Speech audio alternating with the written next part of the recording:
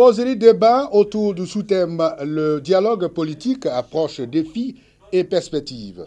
Une série d'ateliers préparatoires initiés par le Centre de recherche politique d'Abidjan, CERPA.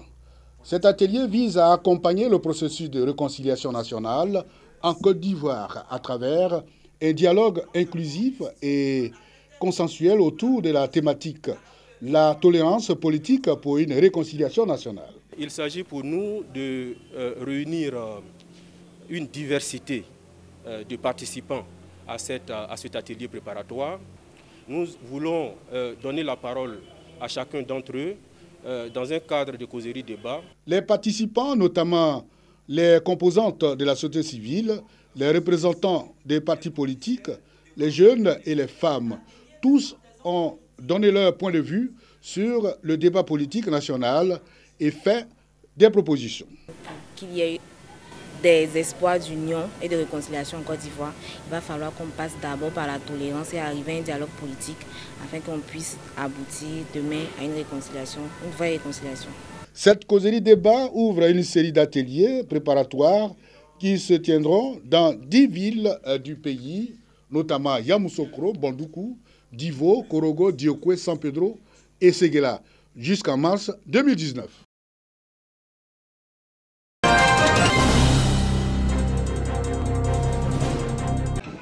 À pied et à moto, les habitants d'Agboville ont marché du rond-point du quartier du Lacro à la salle des fêtes de la mairie. Pour l'occasion, tous les participants à la marche venus à moto sont en casque. L'acte marque le lancement d'une caravane dénommée « Je tiens à ma vie, je porte mon casque ». Elle est organisée par la Jeune Chambre internationale section d'Agboville pour sensibiliser les usagers et les conducteurs d'engins à 2 roues au port du casque. Selon les statistiques de la police et du centre de secours urbain d'Agboville, 105 accidents de la circulation impliquant des conducteurs d'engins à 2 roues ont fait plus de 200 blessés et provoqué 6 morts à Agboville en 2017. Tabitra, expert en sécurité routière à Lozère, a présenté le tableau des accidents pour cause de non-port de casque, ainsi que les drames qui en découlent. À Agboville, pour l'année 2018, 47 accidents ont été enregistrés. On y dénombre 3 morts et de nombreux blessés. Les mises en cause sont encore les conducteurs de moto qui paient un lourd tribut de leur incivisme. Pour rappel, le non-port de casque est une infraction selon le code de la route.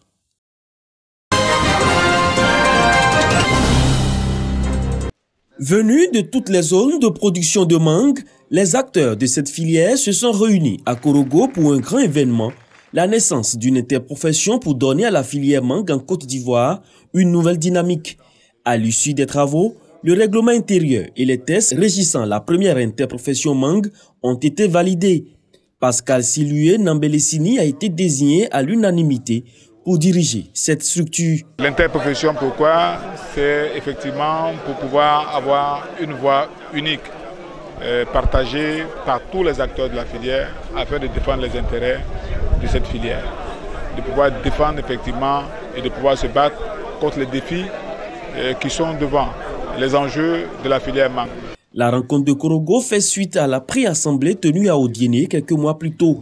La naissance de l'interprofession mangue engage la filière à de nouveaux défis, lesquels exigent des acteurs la réorganisation de la filière, la lutte contre la menace des mouches dans les vergers, la commercialisation, la fixation du prix, mais surtout la qualité de la production. Avec une production de 33 000 tonnes en 2018, la Côte d'Ivoire occupe le premier rang des pays exportateurs de mangue en Afrique de l'Ouest.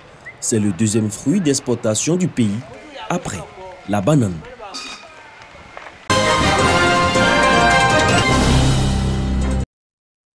Comme Yao Akissi, les femmes de la tribu Ayouyé dans le département de Bobo ont bravé la Harmattan et les chantiers périlleux pour venir assister à la campagne de sensibilisation sur les bienfaits de l'accouchement dans un centre de santé. On m'a dit qu'il ne peut pas y accoucher à la maison. Je vais accoucher à l'hôpital aussi. Selon l'Organisation mondiale de la santé, 303 000 femmes sont décédées pendant ou après la grossesse ou l'accouchement en 2015.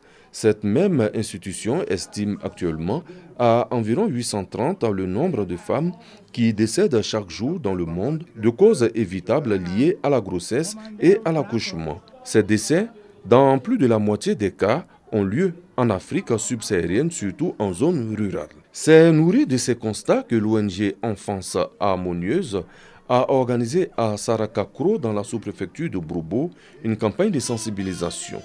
Les responsables de cette ONG ont insisté sur la nécessité d'accentuer chez les femmes du monde rural la sensibilisation sur les méfaits de l'accouchement à domicile, cause, selon eux, de la perte de nombreuses vies. Une jeune fille qui est en travail dans un village, il faut l'évacuer pour qu'on extrait l'enfant. Il y a trop de risques aujourd'hui. Notre milieu aujourd'hui, c'est un milieu qui est pollué. Il y a du tout à médecin quand on couche à l'hôpital. Quand on couche à la maison, c'est pas bon. Parce qu'à la maison, mais les parents nous forcent d'accoucher ici. Quand c'est comme ça, si l'enfant est fatigué aussi, il ne peut pas venir. Forcé, il va mourir. Professeur Janou Koueplo a aussi encouragé les femmes de Sarakakro, Saminikro, Takikro, Zouban, Boka Kwamekro et Tébissou à la pratique de l'allaitement exclusif. Le lait de la mère contient suffisamment de substances. Sur 1 litre de lait d'une femme, vous avez presque 900 millilitres d'eau.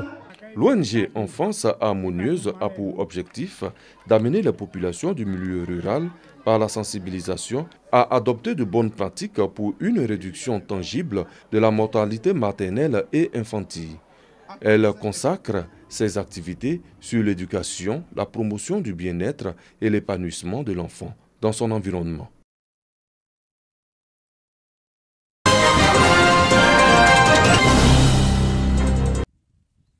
Satama Sokoro, commune de la région du Hambol, à 60 km de Boaké.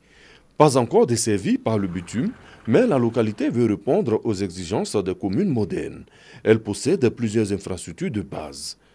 Centres de santé, écoles, châteaux d'eau, etc. La préoccupation des populations reste un marché moderne et le renforcement de la sécurité. Toutes les potentialités sont là. Des bases ont été jetées. Pour qu'il y ait aussi le développement économique, il y a la question de la sécurité que nous devons renforcer. Nous souhaitons un marché moderne pour quitter l'installation anarchique. Un défi qu'entend relever la municipalité.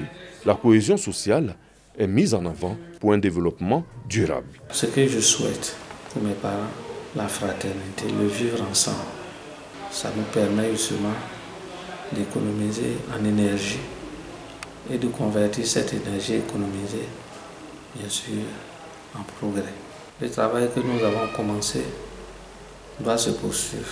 Une vision partagée par les ressortissants du Hambol. Nous allons apporter tout notre soutien aux maires pour le développement de la commune. Nous voulons aussi une commune émergente. Donc il est temps que nous ayons un minimum de paix à Satama Sokoro.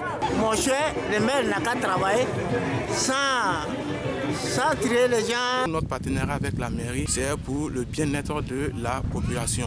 Nous envisageons même, à travers nos partenariats, essayer de redynamiser ce partenariat-là. Avec plus de 18 000 habitants, une nouvelle ère s'élève ainsi pour Satama Sokoro pour amorcer définitivement son développement.